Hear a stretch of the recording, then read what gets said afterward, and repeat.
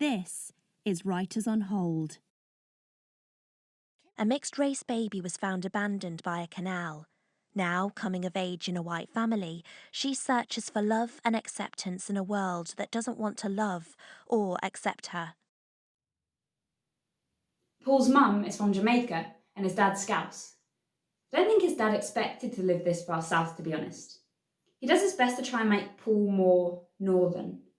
Wants him to learn boxing as well, but as you can probably tell, Paul has more hope in hell than learning how to box. He couldn't even scare a fox away from a rubbish bin. He's pretty thin and not that tall, and he likes sewing, so that's all you need to know. Paul taught me how to sew, actually. My mum could never work practically like that. She could never make me a hat, for instance, and my sister keeps her distance from my fashion equipment. Paul's not meant to be studying fashion. His dad thinks he's doing accounting. His dad is also missing in the knowledge that he's gay, even though there's no way that other people can't tell. You could go to hell, and where I'm from, you would not be my son anymore. Don't tell your father, or you'll be out of the front door. Paul's mum isn't sure what to do with him. She thinks it's a sin. Having a gay son isn't much fun when you're Christian. Or Jamaican. Or both. Paul probably wouldn't cope as well if his sisters weren't there. They don't care he's gay and they're way more interested in the fact that he makes clothes. Paul wears those canvas shoes with light-coloured chinos, and he pairs those with colourful patterned shirts and polo neck tops. He's also got these thick-framed tortoise shell glasses, which could only make him look hot. I've not got a crush on Paul, by the way.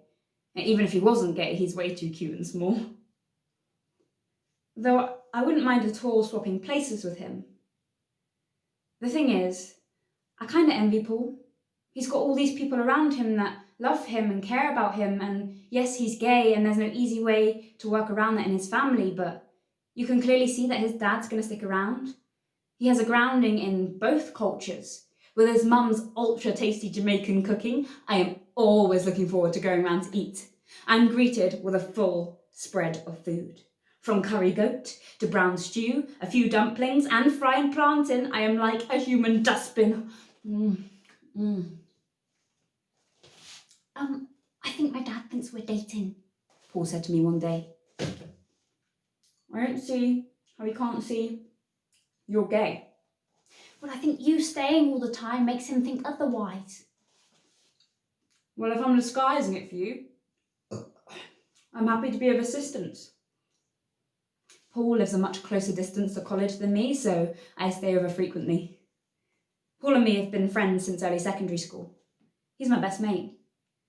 Things weren't always that great for us there, as we went to a school in an area where we were the only brown people around. Paul and I found each other through necessity. Just helps that we get on, really. Paul has always been more popular than me, as it's really hard to dislike Paul. And at school, when all the kids used to touch her hair in the corridors, Paul never used to charge like me. I used to say, 50p! And he just sat there and took it. Like in class, when we'd sit, and the boys would put pencils in his hair to see how long they'd stay in there for. He just sat there and let them put more and more in, and at the end of class I'd say to him, why do you let them do that to you? Well, they're free pencils, so actually, they lose. He'd rather choose to keep the pencils than tell them to stop. Although this one time that got him into trouble with James Russell Jones, the cool kid at school who walked like he owned the place and acted like it too, with his brand new bright white Nike shoes, jeans with a belt that didn't do its job, overly skinny jeans so you could see his too much, a Versace hoodie which, although chavvy, was expensive, and a floppy fringe that he was constantly pushing out of his eyes. He was always surrounded by a gang of guys who clung to him like glue. Oi, you, I want my pencil back. Give him his pencil back. But it's mine now though. It's in my hair, you put it there. And that's where I'm going to get it from. Yeah, that's where he's going to get it from.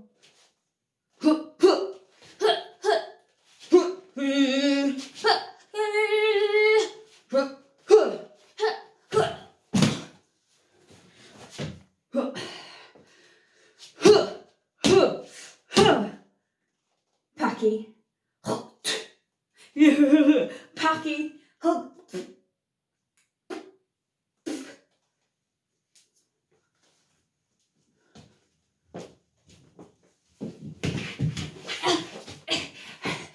That's actually incorrect. I'm Jamaican. I'm not from Pakistan. Blue Beneath My Skin is written and performed by Macadie Amoroso. For more information, click the link in the description.